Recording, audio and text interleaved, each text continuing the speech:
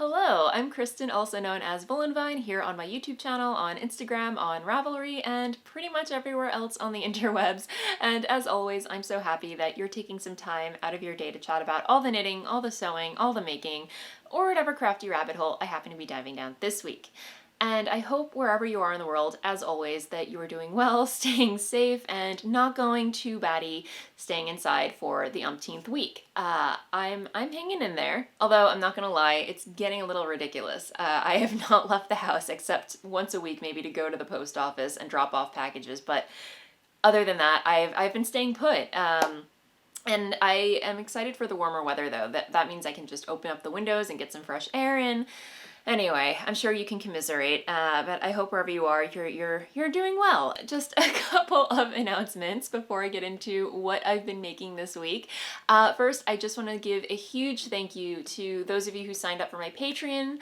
Last week I announced that I signed up with Patreon to give viewers like you a way to support this YouTube channel because I really enjoy putting out videos for you guys, and the response was incredible. So thank you so much to everybody who signed up. I've been having so much fun posting over there and getting to know patrons and chatting, and it's so much fun. So I'm so glad that I did it, and I'm really looking forward to growing that community, and hearing feedback from you guys and getting to know you on a more personal level. And again, if you are just hearing about this, I will post a link down to where you can check out my Patreon page and see all the different tier levels that you can join and figure out which one is right for you.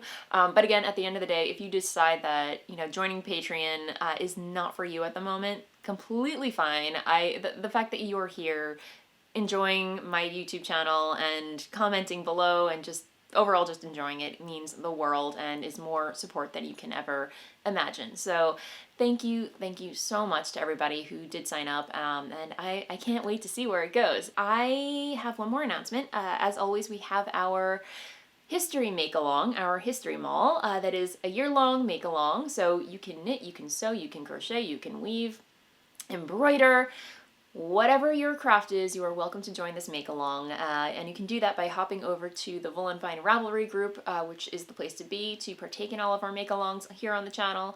And yeah, basically we are endeavoring to create anything prior to the 1950s. So anything historically inspired, it can be historically accurate, as long as it's inspired by something prior to 1950, just as a basic cutoff point to what is modern versus historical.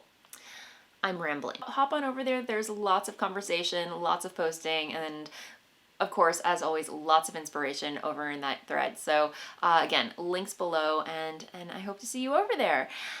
All right, so that said, without further ado, I am going to get into what I've been making this week. Update on the Husbeast sweater. I am very monogamous, my friends, in marriage and in projects. And here we are with the front panel of the Caine sweater, or pullover, or jumper, wherever you hail from. And this is a pattern by Martin Storey, which he designed for Rowan. And I'm also using the yarn that the pattern calls for, which is Rowan Felted Tweed, which is a DK weight yarn in the charcoal colorway. And you guys, this is so yummy to work with. It's gonna be super warm come cooler weather, because there's some alpaca in here. There's a little bit of viscose, and yeah, so there's 25% alpaca, 25% viscose, and 50% wool. Yeah, super toasty. And I am currently knitting the front because I finished the back, as I shared with you last week. So yeah. There we go. There's the back. And again, it is knit in pieces. It's not knit in the round. So I knit the back, and now I'm knitting the front, and then I'm going to knit 2 sleeves and then graft everything together. I find I'm one of those people that like breaking things up into small, manageable bits. And I feel like this is the reason why I'm getting so far with this sweater, is because it is knit in pieces and it's not so intimidating. Like, I have to knit a whole body, and then I have to knit all, anyway. And if you're just tuning into this channel, I have tried and failed at knitting my husband a sweater over the past like 3 years. I have not had any luck with the pattern or the yarn. The combinations were not working together, or knitting for others in general is a challenge for me. I am a selfish knitter. Sorry, not sorry. So that's actually all the knitting content that I have to share with you this week. I know, very sparse, but I will say that my Knitting Mojo is coming back. I feel the need to cast on a new project. It's true. I'm so happy about it, guys. I know I have plenty of projects that still need finishing. They're kind of languishing, but I need a new cast on, and I think it either has to be a cardigan or a sweater. So I don't know, I'm still trying to decide what I want to cast on next, but I have skeins of yarn sitting on my desk that have just been staring me in the face for the past 4 weeks or so. So I thought I would share them with you. I don't know what I want to make with them, but you know, they just keep staring me at the face and they want to become something, but so far they're just serving as inspiration. So here are first of all, these two colorways together are my hand-dyed yarn, Voolenvine yarns in Venus Flytrap and Courtesan, which is on my Ghost Lace base, and this one's on my Volca base. So I don't know, but these two want to become something. I really don't know what, but they've just been staring at me in the face, and they make me smile. So I've just been letting them hang out there. And then I threw in this colorway, which is La Bien-Aimée, in her Drago colorway. I actually have enough of this colorway in my stash to make a whole sweater with, so maybe this will be something, I don't know, but together with these colorways, I'm just like, ooh, shiny, what could you want to be? So there's that. And then recently I dyed, I dyed more of my Voolenvine number 9 colorway, and I was thinking about maybe casting on an Arbor Vitae by Joji Locatelli. That is also from the Pom Pom Quarterly with the Nightingale pullover published in it. Everything about that issue I am just so in love with. It's just the aesthetic, the theme, it's just, oh yeah, everything. I want to knit everything in there. So I thought I would share that with you just to let you know what was percolating in my mind as far as new projects are concerned. But yeah, I will definitely keep you posted. But that said, I am going to move along to sewing. I do not have any finished objects to share with you this week as far as sewing is concerned, but I do have some works in progress, so I will share those with you. But first, let me talk about what I'm wearing.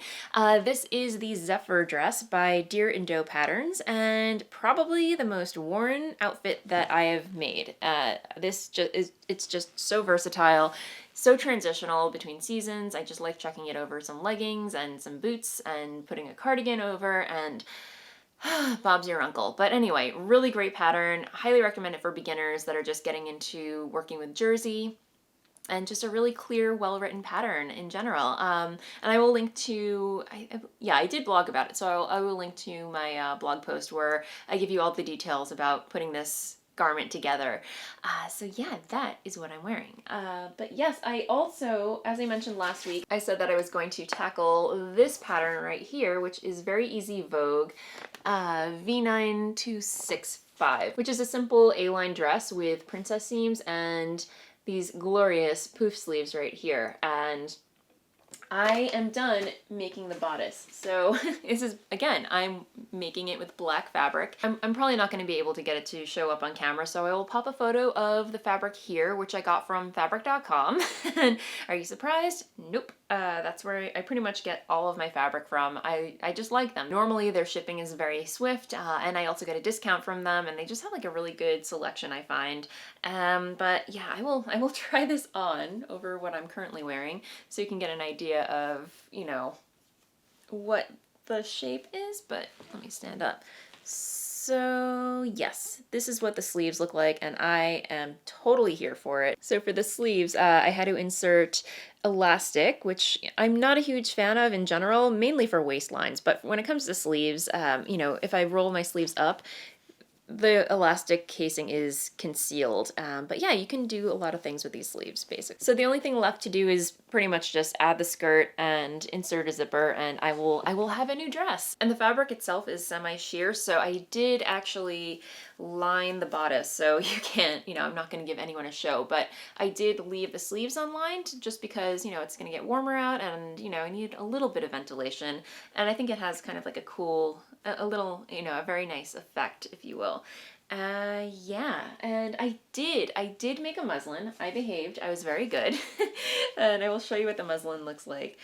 This is probably the most work I've ever put into making a muslin because, yeah, I want to get good at this, guys. I'm learning to be very patient with myself, and if you remember when I first started sewing, I would just crank out the dresses in one day, and I'm slowing my roll. I find that I'm slowing my roll and taking time to actually do it the right way and fit things properly, and it's paying off, my friends. It really is paying off, because I'm generally all about instant gratification, and you know, it's definitely been a learning process for me just to slow down, enjoy the process, and, you know, reap the benefits, so to speak. But here's my muslin. So I hand basted a zipper into the back so I can, you know, fit it, so I can try it on and make sure it fits properly. And, you know, again, this is not what the finished product's going to look like. I'm actually going to insert an invisible zipper, but, you know, just for fitting's sake, I'll show you on the wrong side. Yeah, I just used a, you know, a running basting stitch, if you will. And yeah, it worked like a charm. The only alteration I had to do was add a little bit of length to it, because with the muslin, the waistline fell exactly at the indent of my waist, the narrowest point of my waist. So I knew that I had to add an extra 5/8 of an inch, which is the seam allowance, to get that extra length. So that is pretty much the only alteration I made. That's where I am with my dress. I am still plugging away at my corset that I am making from Norah Waugh's Corsets and Crinolines. And this is the corset that I'm making right here. And yeah, because it's already in the book, I had to, you know, Xerox it and blow it up to the correct size. And because it's, as you can see, they only give you one size because it's drafted from an extant 1844 corset. Yeah, so basically I have to make several mock-ups until I get it to fit me. So as you can see, I clearly have my work cut out for me. And with these pattern pieces, you can see I've already like hacked them up and altered them and wrote notes on them, and yeah, so trying to stay organized with that. But here is where I am with the third mock-up that I'm going to be working on this weekend. You can see there are very slight differences between pattern pieces, but there are significant changes made to each pattern piece. It's just, you know, pinching out fabric and just altering anyway, I'm not going to be able to explain this correctly. Just know that I've been plugging away at this and I haven't figured out the method to my madness yet, but so far it feels like I'm making progress. I had to take obviously a lot in at the hips because I've got smaller hips compared to the lucky gal who used to own the original, and yeah. Anyway, it's an adventure, my friends. That's what I've been working on. It feels like very little, but I know it is a lot because it's very involved. But anyway, I hope you find that fascinating. So that said, I think that is all the creative content that I have to share with you this week. So I am going to move along to BLATHER. As for life stuff, I mentioned that I was reading Villette last week by Charlotte Bronte. Excellent book, but I did take a little break from it to pick up The Picture of Dorian Gray by Oscar Wilde, which is so good, you guys. It's a really quick read, actually. I've been listening to it while I dye yarn. And again, it's another gothic novel, which I am completely here for. And funny story, actually, I was listening to it yesterday and suddenly I heard the quote, "Never trust a woman that wears mauve," because it clearly means she has a history. And I paraphrased that, but I had to stop what I was doing and laugh my butt off because, I mean, what does it all mean? If you're not familiar, I am completely obsessed with the color mauve, and after reading that, I was like, no! So much you don't know, Oscar Wilde, so much. So anyway, clearly I have a history, whatever that means. Go figure. Definitely, that's what I'm reading, or listening to, I should say. Dennis and I are still watching Peaky Blinders. I think we are on the 4th season. Can't get enough of that show. It's so good. And I don't think I'll ever be able to look at another page boy cap again without fearing that there is razor blades hidden underneath between the cap and the visor, if you know what I'm talking about. Anyway, Halloween costume goals. I think I'm going to end things there. As always, thank you so much for hanging out with me this week. I hope you enjoyed, and if you did, please feel free to like and subscribe below. I put out a regular episode for you every Friday or Saturday, and lately I've been putting out bonus videos, just vlogs and stuff, and I'm having so much fun doing it. And if you'd like me to continue doing it, or support me in doing that, hop on over to my Patreon and check it out. Not only will you be helping me to put out more videos on this channel, but you'll also get some fun bonus content over there that I think you will thoroughly enjoy. So anyway, that that said, happy knitting, happy sewing, happy making, and I will see you next time. Bye!